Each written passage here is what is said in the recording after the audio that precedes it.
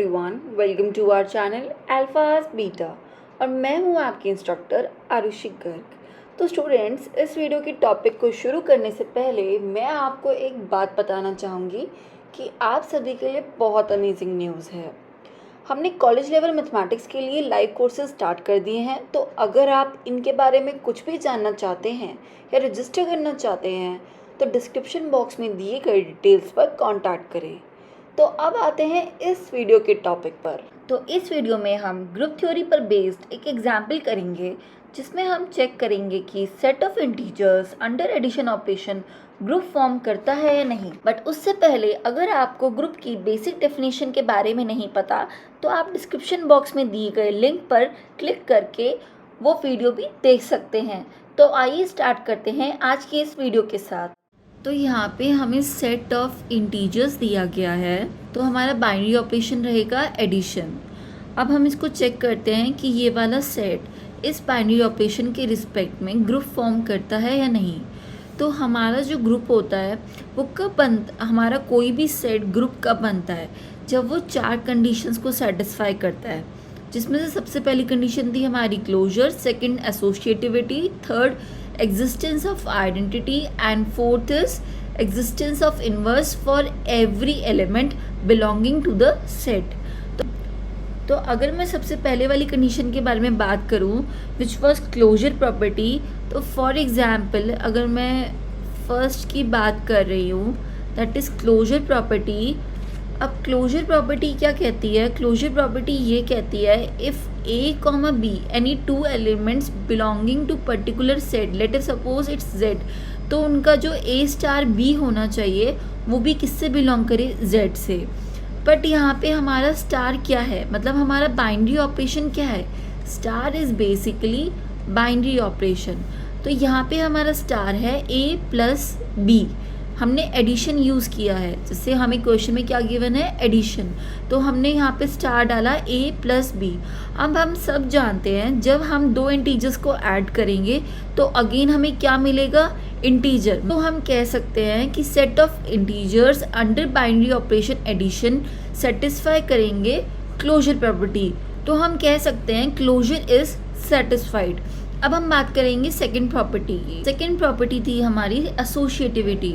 अब एसोसिएटिविटी क्या कहती है? एसोसिएटिविटी कहती है A star B into star C equals to A star into B star C for every A comma B comma C belonging Z. तो associativity कहती है कि अगर हमारा सेट ऑफ इंटीजर्स है और उसमें से मैं कोई भी 3 एलिमेंट उठाती हूँ ए बी सी, तो उसके लिए ये वाली जो प्रॉपर्टी होती है ये सेटिस्फाई होनी चाहिए। तो यहाँ पे हमारा गिवन स्टार है एडिशन ऑपरेशन। तो मैंने सिंपली यहाँ पे वैल्यू पुट करी अपने बाइनरी ऑपरेशन में, तो मुझे क्या मिला? A plus B then plus C equals to A plus B plus C. तो यहाँ पे ये सिंपली कहना चाह रहा है अगर हम LHS को कंसिडर करें, LHS में ये वो ऐड कर रहा है तीनों एलिमेंट्स को। तो इंटीजर्स के जब भी हम एलिमेंट्स को ऐड करेंगे तो ऑब्वियसली हम उसको किसी भी तरीके से ऐड करें, चाहे ऐसे ऐड पहले स्टार्टिंग के 2 एलिमेंट्स को ऐड करके तीसरे एलिमेंट को फिर ऐड करें, या फिर लास्ट के 2 एलिमेंट्स को ऐड करके और फिर पहले वाला एलिमेंट ऐड करें, हमेशा रिजल्ट जो होगा वो इक्वली रहेगा फॉर द केस अगर वो इंटीजर्स हैं। तो क्या मतलब हुआ? सेट ऑफ इंटीजर्स जो होंगे वो एसोसिएटिव होंगे with respect to addition operation. यहाँ पे हमारी सेकंड प्रॉपर्टी भी सेटिस्फाई हो गई। अब हम थर्ड प्रॉपर्टी की बात करेंगे दैट इज़ आइडेंटिटी। अब आइडेंटिटी क्या होती थी? आइडेंटिटी वो एलिमेंट होता है जिसको मैं अपने सेट के किसी भी एलिमेंट में ऐड करूँ तो मुझे वही पर्टिकुलर एलिमेंट मिल जाए। तो यहाँ पे ये मैंने इसकी आइडेंटिटी की डेफिनेशन ली थी कि that for every A belonging Z there exist E belonging Z. E यहाँ पे मैंने आइडेंटिटी ली है और फॉर ए भी, मतलब जेड की हर एलिमेंट को मैं ए से डिनोट कर रही हूँ। तो अगर मैं उन दोनों के बीच में ऑपरेशन लगाऊं तो मुझे वो पर्टिकुलर एलिमेंट ही मिल जाए। ऐसे एलिमेंट को बोलते हैं आइडेंटिटी। अब आपका जो सेट ऑफ इंटीजर्स रहता था वो क्या रहता था, माइनस इन्फिनिटी से -1, 0, 1 एंड सो ऑन और फिर इन्फिनिटी। अब आप इस नंबर लाइन को देखिए, ठीक है। अब इसमें ऐसा नंबर बताइए, क्योंकि हमारा यहाँ पे जो स्टार ऑपरेशन है वो क्या है, एडिशन है, तो a प्लस ई क्या आना चाहिए, a। तो वो ये कह रहा है कि मैं अपने हर एलिमेंट में ऐसा कौन सा यूनिक एलिमेंट ऐड करूँ कि मुझे वही एलिमेंट मिल जाए।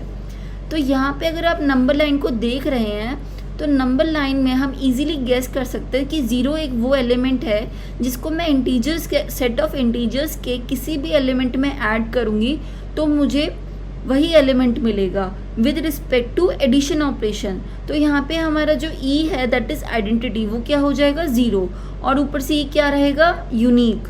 तो इसका मतलब ये कह सकते हैं कि आइडेंटिटी इस सेट के लिए एग्जिस्ट कर रही है, दैट टू यूनिक। हमारी लास्ट प्रॉपर्टी आती है existence of inverse for each and every element belonging to the set with respect to given operation. यहाँ पे कौन सा ऑपरेशन गिवन है, addition, and the set given is set of integers. तो inverse की definition क्या होती है, तो मैंने यहाँ पे सिंपली इन्वर्स की डेफिनेशन लिख दी है। तो इन्वर्स ये कहता है कि for every A belonging Z there exist element A inverse belonging Z such that A star A inverse equals to ई।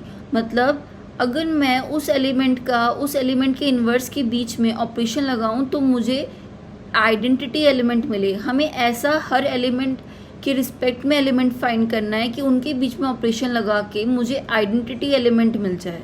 अब क्योंकि यहाँ पे star that is binary operation हमें क्या गिवन है, एडिशन, तो मैं एडिशन साइन यहाँ पे पुट करके देखती हूँ मुझे क्या मिलता है। यहाँ पे हमें ये मिलता है। अब पिछले केस में हमने आइडेंटिटी फाइंड आउट की थी, तो आइडेंटिटी जब हमने फाइंड आउट की थी तो उसकी क्या वैल्यू आई थी, उसकी वैल्यू आई थी 0। तो मैं अब ई की दैट इज़ आइडेंटिटी की वैल्यू पुट कर दूँगी तो मुझे क्या मिलेगा, यहाँ मुझे मिल गया 0। और ए, फिर ए इन्वर्स की क्या वैल्यू आएगी, क्योंकि basically we are finding the value of a inverse equals to -a। मतलब वो ये कह रहा है inverse of every element is minus of that element, और जो कि यूनिक होगा अपने आप में और एग्जिस्ट भी करेगा। क्योंकि अगर हम z की बात करते हैं तो उसके अंदर नेगेटिव एलिमेंट्स होते हैं, 0 होता है, और फिर पॉजिटिव एलिमेंट्स होते हैं। मतलब हर पॉजिटिव एलिमेंट्स के नेगेटिव एलिमेंट्स भी एग्जिस्ट करेंगे। और अगर मैं नेगेटिव एलिमेंट्स का इन्वर्स देखूंगी तो मुझे इसके आगे माइनस लगाना होगा और फिर नेगेटिव, तो ये बन जाएगा मेरा वापस से पॉजिटिव एलिमेंट। तो एक तरह से हर एलिमेंट के लिए इन्वर्स एग्जिस्ट कर रहा है, that is negative of that element implies inverse exist for every a belonging z। तो हम यहाँ पे कह सकते हैं all for condition that is closure associativity inverse and identity are satisfied for z plus, मतलब set of integers under addition operation। तो इसका मतलब क्या होगा, set of integers under addition operation will form a group। इस video में हमने देखा कि कैसे सेट ऑफ इंटीजर्स एक ग्रुप फॉर्म करता है with respect to binary operation addition. So that's all for this video. Thank you so much.